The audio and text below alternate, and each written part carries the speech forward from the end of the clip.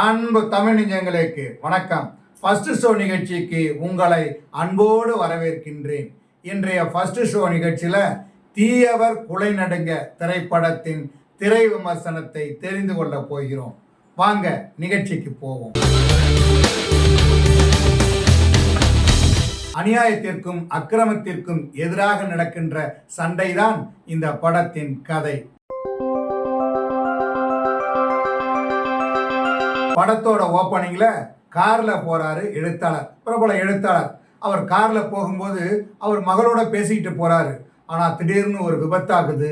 அங்க ஒரு மர்ம அசாமி அவரை கொல்றாரு. இந்த கொலை வழக்கை காவல்துறை அதிகாரி அர்ஜுன் விசாரிக்கிறார். அவரது விசாரணையில் அந்த எழுத்தாளர் சில நாட்களாக மட்டுமே சர்ச்சுக்கு போவதாகவும் பயந்து போய் இருந்ததாகவும் தெரிந்து கொள்கிறார். காவல்துறை அதிகாரி அர்ஜுன் சர்ச்சுக்கு போகிறார். அங்கு பாதிரியாரிடம் விசாரிக்கிறார்.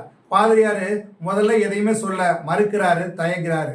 பிறகு கொஞ்ச நாளா அவர் ஏதோ பயந்திருக்கிறாரு, ஏதோ தவறு செய்து வேதனைப்படுகிறார் என்று தெரிவிக்கிறார். எழுத்தாளர் எழுதியிருந்த ஒரு நாவலின் தகவலின் அடிப்படையில் சில விஷயங்களை புரிந்து கொள்ளும் அர்ஜுன் ஒரு அடுக்குமாடி குடியிருப்பில் கொலை செய்த குற்றவாளி இருக்கிறார் என்பதை உணர்கிறார். ஆனால் அந்த நபரை நெருங்கி விசாரிக்கின்ற போது சில தகவல்கள் கிடைக்கும் என்று பெரிய எதிர்பார்ப்போடு இருக்கிறார் அர்ஜுன்.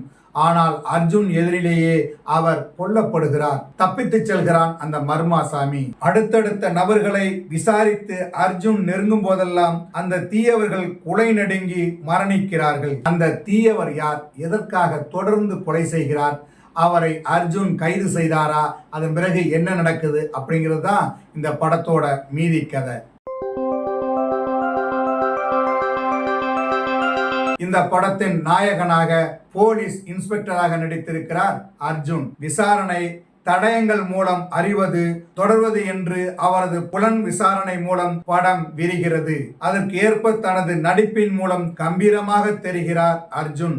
அவர் கூடவே பயணிக்கின்ற பாத்திரத்தில் பழைய ஜோக் தங்கதுரை நடித்திருக்கிறார். சில இடங்களில் அவர் கேள்வி கேட்டு சிரிக்க வைக்கிறார். கதாநாயகியாக மனிதநேயமுள்ள பொறுப்பான பாத்திரத்தில் நடித்திருக்கிறார் ஐஸ்வர்யா ராஜேஷ். அவரது பாத்திரமும் நடிப்பும் சஸ்பென்ஸ் கலந்து இருக்கிறது.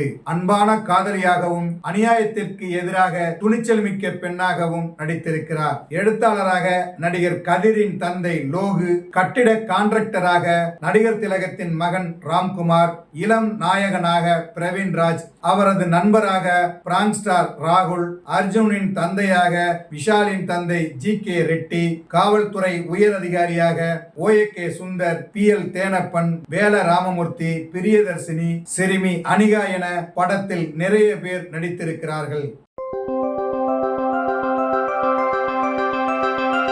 இந்த படத்திற்கு சரவணன் அபிமன்யு ஒளிப்பதிவு செய்திருக்கிறார். படம் தொடங்கியது முதல் முடிகின்ற வரை மர்மம், விசாரணை, சஸ்பென்ஸ் என்று படம் பாய்ந்து செல்கிறது. அதற்கு தகுந்த ஒளிப்பதிவை தந்திருக்கிறார் சரவணன் அபிமன்யு. பரபரப்பான சம்பவங்கள், விறுவிறுப்பான காட்சிகள் என்று படம் செல்வதால் அதற்கு தகுந்த படத்தொகுப்பை தந்திருக்கிறார் லாரன்ஸ் கிஷோர். இந்த படத்திற்கு இசையமைத்திருக்கிறார் பாரத் ஆசிவகன். தனது பின்னணி இசையால் படத்தை தூக்கி நிறுத்துகிறார். இந்த படத்தின் கதை எழுதி இயக்கியிருக்கிறார் தினேஷ் லட்சுமணன். முதல் படமாக சஸ்பென்ஸ் த்ரில்லர் உள்ள படமாக கொடுத்திருக்கிறார். இந்த படத்தின் கதை கார்கி உட்பட பல படங்களில் அடித்து துவைத்த கதைதான். இருந்தாலும் திரைக்கதையின் வேகமும் படமாக்கிய விதமும் படத்தை விறுவிறுப்பாக பார்க்க வைக்கிறது. இரண்டாம் பாதி எதிர்பார்ப்புடன் செல்கிறது. கிரைம், சஸ்பென்ஸ், த்ரில்லர் உள்ள படங்களை விரும்பி பார்க்கும் ரசிகர்களுக்கு இந்த படம் ரொம்ப பிடிக்கும். என்ன நேயர்களே, தீயவர் குலை நடுங்க திரைப்படத்தின் திரை விமர்சனத்தை தெரிந்து கொண்டீர்களா? சரி, தமிழ் வலைக்காட்சியை தொடர்ந்து பாருங்கள். தமிழ் வலைக்காட்சியை லைக் பண்ணுங்க, ஷேர் பண்ணுங்க, கமெண்ட் பண்ணுங்க, சப்ஸ்கிரைப் பண்ணுங்க. தமிழ் வலைக்காட்சியின் புதிய அப்டேட்டுகள் உடனுக்குடன் உங்களுக்கு தெரிய வர அருகில் உள்ள பெல் பட்டனை மறக்காமல் அமுக்குங்க. கலை இலக்கியம் யாவும் மக்களுக்கே.